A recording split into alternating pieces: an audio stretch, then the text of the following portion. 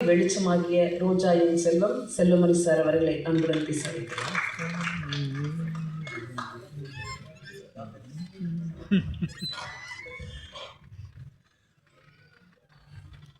கஸ்தூர்ராஜா சொன்னார் இல்லைங்களா, கஸ்தூர்ராஜா 40 வருஷமாக டைரக்ட் பண்ணி கஸ்தூர்ராஜாங்கிற பேரை நிலைநிறுத்த 40 வருஷம் ஆச்சு. ஆனால் அபிபியில் நடிச்சதுன்னு யூசுஃபுங்கிற பேர் தானே வந்துடுது. அது மாதிரி நான் தான் ரோஜா இன்ட்ரடியூஸ் பண்ணுங்கிற நிலவு போயிட்டு இப்போ ரோஜாவி ராஜா அடையாளப்படுத்தி நடிகர்களுக்கு அதுதான் குள்ளமணியாக இருந்தாலும் அவங்களுக்கு இருக்கிற இமேஜ் இருக்குல்ல, அது நடிகர்களுக்கு உண்டான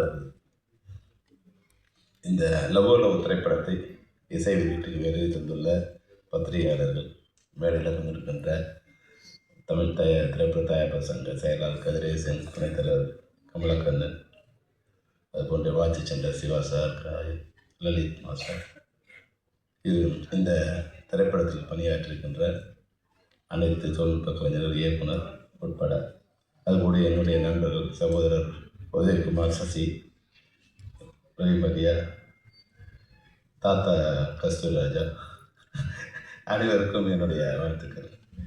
ஏன்னா நான் இது ஏன் சொல்கிறேன்னா, நான் அந்த கேசட் ரிலீஸ் பண்ணும்போதே தாத்தா கூப்பிடுன்னு பவிஷ்னார். தாத்தாங்கிறத கஸ்தூர்ராஜா விரும்ப மாட்டார்னு நினச்சிட்டு தாத்தா கொடுப்பா அது சொல்லாதான்னு நினச்சேன். ஆனால் கஸ்தூர்ராஜா மேடையிலே நான் தாத்தா தான் பேரை நான் பக்கத்தில் நிற்க வச்சுருந்தா நான் அதனால தான் உங்களை தாத்தா எனக்கு வருத்தப்படாதே கஸ்தூர்ராஜா. ஏன்னா கஸ்தூர்ராஜா சார் உங்களுடைய நெருங்கிய நண்பர். அவருடைய வெற்றி தோல்வி அது எல்லாத்தையும் கடந்து வந்த பாதையில் நாங்களும் இணைஞ்சு பயணிச்சிருக்கோம். உண்மையே ஒரு சாதனை தான். தான் இயக்குனராகி தன் மகனை இயக்குனராக்கி, மகனை ஹீரோவாக்கி, பேரனை கொண்டு வந்துருக்கோம்னா அது உண்மையிலே அது ஒரு வரப்பிரசாதம்.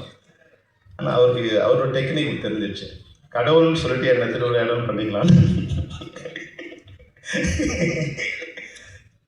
உண்மையில இந்த லவ்வில் மற்ற திரைப்படத்துக்கு இசை வெளியீட்டு வர்றதுக்கும் இதுக்கும் பெரிய வித்தியாசம் இருக்குது. நான் ஆக்சுவலாக இப்போ ரவிமரியா வந்திருக்காரு. ரவிமரியாவோட பையனை ஹீரோ வச்சு நான் ஒரு படம் ப்ரொடியூஸ் பண்ணுறதுல ஒரு 100 கதை கேட்டேன். நான் 100 கதை கேட்டு அப்போ மகேஷ் எனக்கு ரவிமரியா கிட்ட கூப்பிட்டு வந்தார். இந்த கதை கேட்டவுடனே எனக்கு ரொம்ப அந்த 100 கதையில் இந்த கதை பெஸ்ட்டாக எனக்கு தோணுச்சு. அது என்னென்னா, அந்த மௌன கீதங்களில் பாக்கியராஜ் சாரையும் தங்கைக்கு ஒரு கீதத்தில் டி ராஜேந்திரனையும் மிக்ஸ் பண்ண மாதிரியான ஒரு கதை எக்ஸ்ட்ராவாக இருந்தது. ரவி இந்த கதையை நம்ம பண்ணலாம் அப்படின்னு அவரோட பையனுக்காக அவர் ஹீரோ வச்சு பண்ணுறதை நான் முடிவு பண்ணி அந்த ப்ராஜெக்ட் பண்ணாங்க. அப்புறம் மெதுவாக மகேஷ் சொன்னார், சார் இந்த கதையை நான் தனஞ்சயன்கிட்ட சொல்லியிருக்கேன், அவர்கிட்ட அட்வான்ஸ் வாங்கியிருக்கேன், ஆனால் ஒரு 6 மாதமாக அப்படியே இருக்குது சார், பண்ணுறாரா இல்லைன்னு தெரியல.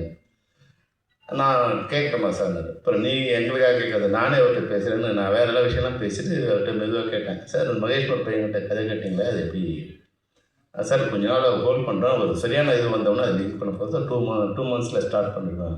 இப்போ ரவி கூப்பிட்டுனா ரவி அந்த படம் டேக்அப் ஆகுது, அதனால் அந்த கதையை பண்ண முடியாது. அதனால் இந்த கதையை ஏறக்குறைய எனக்கு ஒரு 1.5 hours சொன்னார்.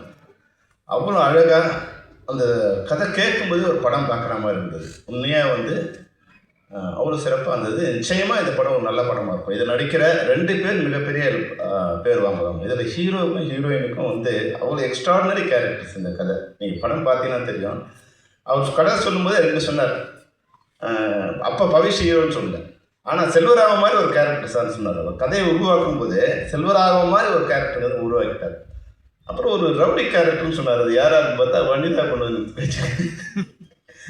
உண்மையிலே அந்த இதுக்கு சிறப்பாக இருந்தது. அப்புறம் உள்ளே வரும்போது இப்போ தினேஷை பற்றி இவர் சொன்னார், தினா சொன்னார், எப்படி நீங்கள் நண்பர்களாக இருக்கீங்க? உண்மையிலே நீங்கள் உங்கள் எல்லோரும் தெரியும், நம்ம தனஞ்சயன் எல்லாத்துலேயும் அதிகம் பேச்சை உட்பட.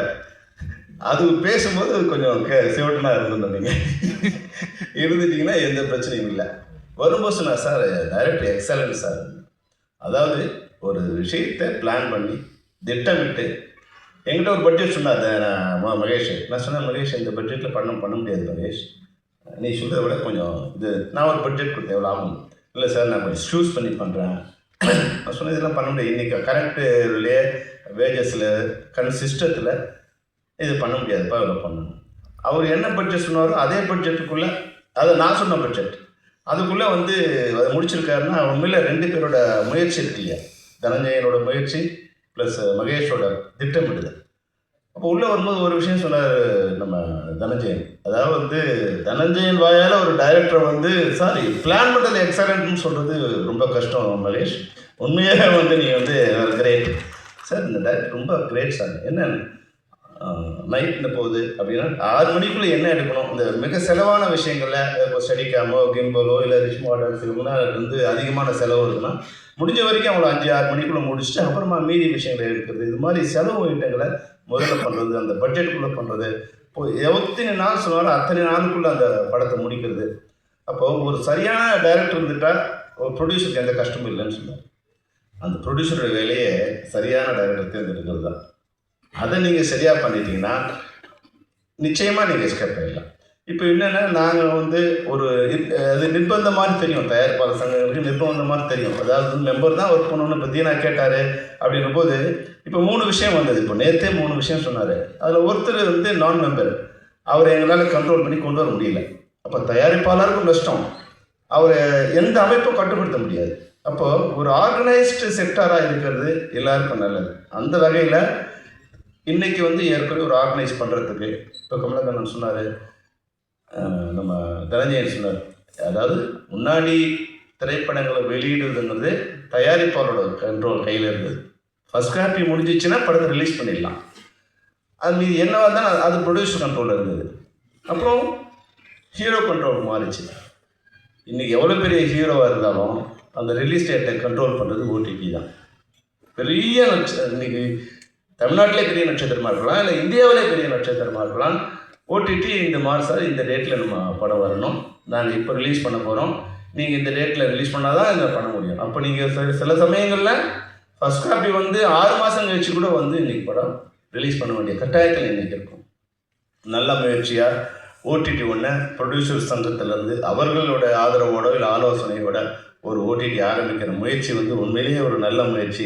கமலக்கண்ணன், கதிரேசன், நீங்கள் எல்லோரும், தனஞ்சயன் கூட அதில் இருக்கார் சொன்னார். நிச்சயமாக அப்படி வரும்போது இப்போ என்னென்னா ஓடிடியில் சின்ன படங்களை வாங்குறதில்ல தனஞ்சயனுக்கு கொஞ்சம் அதில் இன்ஃப்ளூயன்ஸ் இருக்குது.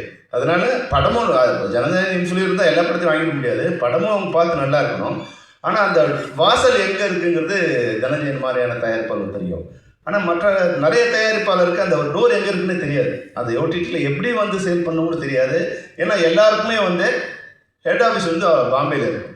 படம் எடுக்கணும்னா இப்போ இங்கிலீஷும் கற்றுட்டு வரணுங்கிற ஒரு கட்டாயம் இப்போ இருக்குது. அப்போ இங்கே வந்து எந்த ஓடிடியோட அலுவலகமும் இங்கே இருக்கிறதில்ல. இங்கே இருக்குது, இது வந்து ஒரு கம்யூனிகேஷன் சென்டராக தான் அந்த ஆஃபீஸ். இங்கேருந்து அவங்க சொல்லணும், அவங்க வந்து படம் பார்க்கணும். இப்போ ஹீரோ கதை சொல்லி, ப்ரொடியூசர் கதை சொல்லி, இப்போ ஓடிடி கதை சொல்லி அவங்க படத்தை காமிச்சு அவங்க ரிலீஸ் பண்ணணும். அப்படி இருந்தால் கூட ஒரு சின்னதாக ஒரு 5லேருந்து 10 படங்கள் தான் இன்றைக்கி ஒரு ஓடிடி வாங்குறாங்க. அப்போ அதிகபட்சம் 3-4 ஓடிடி தான் வந்து இன்றைக்கி மார்க்கெட்டில் படம் வாங்குறவங்களா இருக்காங்க. அப்படி பார்த்தீங்கன்னா கூட 30லேருந்து 40 படங்களை தான் அவங்களால வாங்க முடியும். ஆனால் நம்ம வந்து 250 படங்கள் ரிலீஸ் பண்ணோம். குறைஞ்சபட்சம் 200 படம் ஃப்ரீயாக கொடுத்தா கூட ஓடிடியில் வந்து வாங்கிறதுக்கு ஆள் இல்லாத சூழ்நிலையில் தான் இன்றைக்கி இருக்கும். ஆனால் அவங்க தான் டிசைட் பண்ணணும். அப்போ நிறைய படங்கள் வந்து இன்றைக்கி தேங்கி நிற்கிது. அப்போ நீங்கள் ப்ரொடியூசர் கவுன்சிலோ ஆக்டர் ப்ரொடியூசர்ஸோ இல்லை வந்து அதனுடைய இல்லை அரசாங்கத்தோட உதவி பெற்றோ ஒரு வாரத்துக்கு ஒரு படம் வந்து ரிலீஸ் பண்ணுற மாதிரி தான் ஒரு 50 படங்களை வந்து சின்ன படங்களை நல்ல படங்களை ரிலீஸ் பண்ணக்கூடிய இது இருக்கும். அது வந்து ஆடியன்ஸ் போய் சேரக்கூடிய வாய்ப்பு இருக்கும். நிச்சயமாக அந்த முயற்சி நல்ல முயற்சி. இந்த மேடையில் அதை நீங்கள் அனௌன்ஸ் பண்ண ரொம்ப பொருத்தமான விஷயம். ஏன்னா வந்து இன்னைக்கு இந்த படத்தை வந்து ஒரு தயாரிப்பாளர், நான் படத்தை வந்து வெற்றிகரமாக முடிச்சிட்டேன், பட்ஜெட்டுக்குள்ளே முடிச்சிட்டேன், ஓடிடி விற்றுட்டேன், தெலுங்கு விற்றுட்டேன், மியூசிக்கும் விற்றுட்டேங்கிறது தினேஷ் வந்து நிச்சயம் வந்து ஒரு வரப்பிரசாதம் தான். அதுபோல் வந்து பவிஷ் கூட வந்து நான் இப்போ பார்க்கும்போது ஒரு பூனை மாதிரி இருக்கார் சாஃப்டாக. ஆனால் உங்களுடைய ப்ரெசன்ஸ் வந்து ஸ்க்ரீனில் ரொம்ப அழகாக இருக்குது. அந்த ஜெய்சாண்டிகாருக்கு ரொம்ப வந்து ஒரு ஒரு ஒரு ஹீரோஸ் கேரக்டர் அது இருக்குது. ஆனால் ஒரு சின்ன விஷயம் என்னன்னா கொஞ்சம் கான்ஷியஸ் இடங்கள் இருக்குது, பாடி லாங்குவேஜ் இருக்குது. அது உள்ளூர் நீங்கள் படம் பாருங்கள், துள்ளுவதை பாருங்கள், உங்களை விட 100 மடங்கு கம்மியாக இருப்பார் வந்து தனுஷ். ஆனால் அந்த கான்ஃபிடென்ஸ் வந்து 1000 மடங்கு அதிகமாக இருக்கும். அது ரஜினிகாந்த் சாருக்கு என்ன கான்ஃபிடன்ஸ் இருக்கும் அந்த கான்ஃபிடன்ஸ் ஃபஸ்ட் படத்துலேயே வந்து அந்த இது இருக்கும். ஆனால் அவர் பாடி வேறு மாதிரி இருக்கும். உங்கள் பாடி எல்லாம் ரொம்ப அழகாக இருக்குது. சில இடங்கள் வந்து அந்த இது கான்ஷியஸ்னஸ் இருக்குது. அதாவது பாடியில் நடிக்கிறீங்க, ஆடுறீங்க, மைண்ட் வந்து ஒரு சின்ன கான்ஷியஸ் இருக்குது. அது வந்து ஸ்க்ரீனில் வரும்போது க்ளோஸ்அப்ஸில் வரும்போது ஸ்க்ரீனில் பெருசாக தெரியும். ஆனாலும் வந்து பியூட்டிஃபுல்லாக இருக்கீங்க. அந்த ஸ்காங்கில் நீங்கள் உங்களோட ஆட்டம் வந்து பார்க்கும்போது ஒரு உண்மையில் தனுஷ் சாரை இப்போ இருக்கிற தனுஷ் சாரை பார்க்குற மாதிரி இருக்குது. உண்மையில் எங்கள் தாத்தா சொன்ன மாதிரி நான் கூட இப்போ தனுஷை மீட் பண்ணேன். இவ்வளோ உயரத்துக்கு வந்த பிறகு கூட சினிமாவை தவிர வேறு எதுவுமே அவர் வீட்டுக்கு போனால் அது ஒரு கோயில் மாதிரி இருக்குது. கோயில் அந்த இது வந்து மந்திரம் ஓதுற மாதிரி ஓதிக்கிட்டே இருக்கு. அவர் உட்காந்துருக்காரு. அவர் சினிமாவை தவிர வேறு யாருமே அங்கே இல்லை. சினிமா பேசுனா சினிமாவை தவிர வேறு எதுவும் பேசுறதில்லை அப்படிங்கிற மாதிரி அந்த ஒரு தவ வாழ்க்கை மாதிரி இப்போ தனுஷ் இருக்கார். அதுபோல் நீங்களும் இருக்கணும். உங்களை நிறைய பேர் சொன்னாங்க. இப்போது நடிகர்கள் வந்து முன்னாடி மக்களோட நெருக்கமாக இருந்தாங்க. அப்போ மக்களுக்கு அவங்க மேலே ஒரு அன்பு இருக்குது. நம்ம அந்த படங்களை பார்த்தாங்க. இப்போது நடிகர்கள் வந்து ஒரு வட்டம் போட்டுக்கிட்டாங்க. ஒரு பவுன்சர்ஸ் வச்சு வட்டம் போட்டுக்கிட்டாங்க. முதல்ல ஆடியன்ஸுக்கிட்டேருந்து ஒரு வட்டம் போட்டுக்கிட்டாங்க. அப்புறம் டெக்னீஷியன்ஸ் டைரக்டர்கிட்டேருந்தே ஒரு வட்டம் போட்டுக்கிட்டாங்க. அவங்க வந்து அந்த பவுன்சர்ஸ் நடுவிலே இருப்பாங்க. இப்போ ப்ரொடியூசர்கிட்டேருந்து கூட ஒரு வட்டம் போட்டுக்கிட்டாங்க ஹீரோஸ். அவங்க ப்ரொடியூசருக்கு பார்க்கணுன்னா கூட இந்த பவுன்சரை தாண்டி போக வேண்டியிருக்கு. அப்போ ஆட்டோமேட்டிக்காக என்ன ஆகுறாங்கன்னா அவங்க வந்து மக்கள்கிட்ட விலகி போகிறாங்க, டெக்னீஷியனுக்கு விலகி போகிறாங்க. அப்படிலாம் இல்லாமல் முன்னாடி நாங்கள் படம் பண்ணும்போது நாங்கள் பண்ணுற வரைக்கும் கூட எல்லோரும் ஒன்றா தான் இருந்தோம். ஒரே இடமா தான் இருந்தோம். ஷார்ட் இருந்தாலும் இல்லைனாலும் எல்லோரும் அடுத்தவங்க என்ன நடிக்கிறாங்கன்னு இந்த நடிகர் பார்த்தாங்க. இப்போ எல்லோரும் வந்து என் ஷார்ட் இருக்கா, ரெடியா, வரலாம், முடிஞ்சிடுச்சா, போகலான்னா உங்கள் கவுண்டர் என்ன ஆக்ட் பண்ணுறாங்கன்னே நிறைய பேருக்கு தெரியாது. அப்போது ஒரே ஒரு விஷயம் சொல்கிறேன். அந்த சிவாஜி சார் வச்சு ஜல்லிக்கட்டு படம் மணிவண்ணன் சார் டைரக்ட் பண்ணுறாங்க. அதில் நான் வந்து உதவி இருக்கிறேன். அப்போது வந்து ஒரு ஷார்ட் முடிஞ்சிடுச்சு. அதில் மாஸ்டர் ஷார்ட்லாம் முதல்ல எடுத்துட்டார் மணிவண்ணன் சார். அதில் அப்புறம் வந்து சிவாஜி சாரோட க்ளோஸ்அப்லாம் எடுத்துட்டார். அப்போது டைரக்டர் சொன்னார், சார் முடிஞ்சிச்சு நீ போகலாம். பரவாயில்ல பண்ணு உட்காந்துட்டார். உட்காந்து மேக்கப்லாம் கலைச்சிட்டாரு. கலைச்சி விக்லாம் எடுத்துட்டார். அப்புறம் சத்யராஜ் சார் கவுண்டர் ஷாட்ஸ்லாம் எடுத்துகிட்ருக்கோம். அதில் மாஸ்டர் ஷாட்டில் சத்யராஜ் சார் என்ன பண்ணாரோ அதை விட வந்து வேறு வந்து ஆக்ஷனாக அவர் பண்ணிட்டு இருந்தார். அதை கொஞ்சம் என்ஹான்ஸ் பண்ணியிருந்தார். உடனே சிவாஜி சார் சொன்னார், நீ இதெல்லாம் பண்ணலையடா, நீ வந்து மாஸ்டர் ஷாட் இதெல்லாம் பண்ணலையே, என்னோட காம்பினேஷனில் இதெல்லாம் பண்ணலையே, நீ என்னை ஏமாற்றக்கூடாதா நீன்னு மறுபடியும் மேக்கப் போட்டார். மறுபடியும் விற்க வச்சுட்டு இதுக்கு மணிவண்ணன் இதுக்கு எனக்கு கவுண்டர் பண்ணுனார். இப்போது அதுக்கு ஈக்குவலான கவுண்டர் நான் நடிக்கணும்னு. அப்போது திரைப்படங்கிறது வந்து நாம் நடிக்கிறது மட்டும் இல்லை, எதிராளி என்ன நடிக்கிறாரோ அதை ஓவர்டேக் பண்ணாதான் நம்ம நடிகனாக இருக்க முடியுங்கிற வந்து சிவாஜி சாருக்கு ஜல்லிக்கட்டுங்கிறது வந்து அவருக்கு ஹீரோலாம் முடிஞ்சு அப்புறமா வந்து 200 படமோ 250 படமோ 300 படமோ. ஆனால் அந்த படத்தில் கூட அந்த மொத்த சீன்லேயும் என்ன நடக்குது தான் எப்படி நடிக்கணுங்கிறதோடு இருந்தால் தான் இன்றைக்கி வரைக்கும் நடிக்க தர மாட்டார். அதனால் வர இன்றைக்கி உங்களை மாதிரி இளைஞர்கள் இப்போ இருக்கிறவங்க நான் அட்வைஸ் பண்ணுற இதில் இல்லை, அது அட்வைஸாக எடுத்துக்காது. ஏன்னா அட்வைஸ் பண்ணால் பிடிக்காதுன்னு தனஞ்சயன் சொன்னார். அது உண்மையை கூட தான். என்னோடய மகளுக்கே நான் அட்வைஸ் பண்ணுறதில்லை, நான் கேட்கறதில்ல, நானும் பண்ணுறதில்லை. அதனால் உங்களுக்கும் நான் பண்ணுறதில்லை. ஆனால் உண்மையான எங்களுடைய கருத்தை நான் வந்து இந்த மேடையில் சொல்கிறது காரணம் என்னென்னா, இதுதான் இப்போது இருக்குது. இந்த தன்மை மாறிச்சுன்னா ஒரு குடும்பமாக சினிமா மாறிச்சுதான். இப்போ இன்றைக்கி ஏன் நீங்கள் எல்லோரும் இந்த மேடையில் இருக்கீங்கன்னா, இந்த திரைப்படம் ஒரு குடும்பமாக இருக்குது. திரைப்பட தொழில்நுட்ப கலைஞரும் தயாரிப்பாளரும் எல்லோரும் ஒரு குடும்பமாக இருக்கீங்க. தயாரிப்பாளரும் இன்றைக்கி வந்து படம் உள்ளே வரும்போது sir is the best director, என்ன பிளான் பண்ணாரோ அப்படி எடுத்தாருன்னு வந்து சொல்கிற அளவுக்கு நீங்கள் ஒரு குடும்பமாக இருக்கீங்க. அது எப்படி நடந்ததுன்னா, தயாரிப்பாளர் சொல்கிறத டைரக்டர் கேட்டார், டைரக்டர் சொல்கிறத நீங்களாம் கேட்டீங்க. அதனால தான் இது நடந்தது. யார் சொல்கிறதையும் யாரும் கேட்க மாட்டோம் அப்படின்னு நிலமை வந்தால் டெஃபினட்டாக இண்டஸ்ட்ரியும் யார் பேச்சும் கேட்காம அது இஷ்டத்துக்கு போயிட்டே இருக்கும். அந்த வகையில் இந்த படம் நிச்சயமாக ஒரு நல்ல படம். அதை பார்க்கும்போது தெரியும். ஸ்க்ரீனில் வந்து டெஃபினட்டாக மகேஷ் வந்து என்ன கதையை சொன்னாரோ அவ்வளோ அழகாக இருக்கிறது. கதை உண்மையிலே எக்ஸ்ட்ராடனரி சப்ஜெக்ட் அது. இது நிச்சயமாக வியாபாரமானது மட்டும் இல்லை, இது ஒரு வெற்றி படமாகவும் அமையுங்கிறது எனக்கு அந்த சந்தேகம் இல்லை. இந்த திரைப்படத்தில் நடித்த ஹீரோயின் உட்பட ஹீரோயின் கூட வந்து டெஃபினட்டாக you will get a bright future because it's a fantastic character for your life time character. So you will get a bright future. Wish you all the best for everybody. Wish you all the best. Thank you.